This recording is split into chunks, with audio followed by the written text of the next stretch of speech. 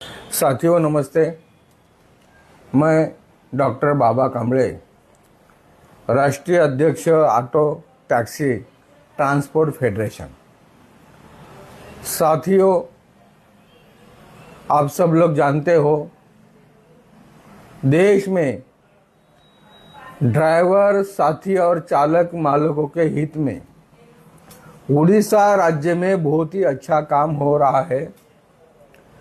देश भर में उड़ीसा ड्राइवर महासंघ बहुत बड़ा संगठन बनकर उभर कर आया है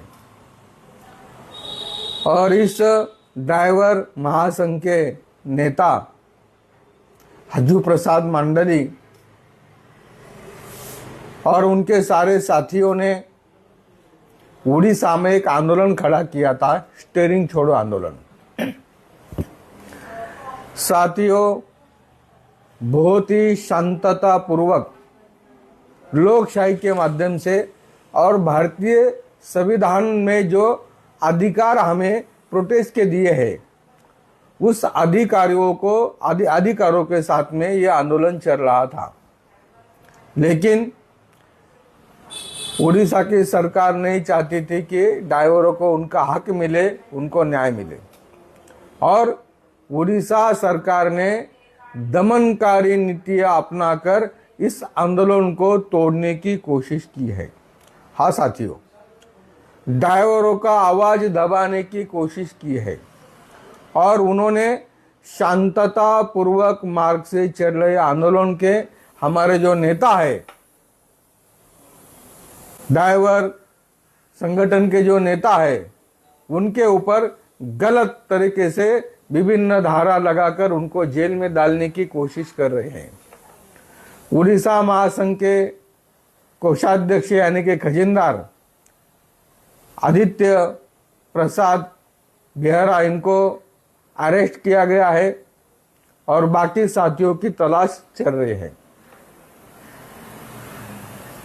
जो धारा लगाई गई है बहुत ही संगीन है।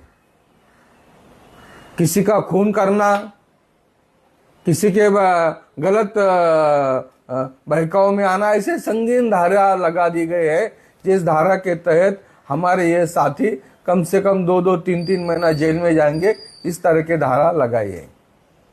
साथियों, मैं देश के सारे ड्राइवर संगठन और देश के तमाम 25 करोड़ ड्राइवरों को आह्वान करता हूं, उड़ीसा में हो रहा ये अन्याय अत्याचार हम कतई नहीं सहेंगे। मैं उड़ीसा सरकार को चेतावनी देता हूं और केंद्र सरकार से अनुरोध करता हूं कि उड़ीसा सरकार ने ये जो हमारे साथियों के ऊपर धारा लगाए है, ये तुरंत वापस ले और हमारे नेता आदित्य प्रसाद बिहारी इनको तुरंत जेल से रिहा कर दे। अन्यथा हम देश के 28 राज्यों में आंदोलन करेंगे। मैंने आज ही देश के पंतप्रधान नरेंद्र मोदी जी को एक चिट्ठी लिखी है।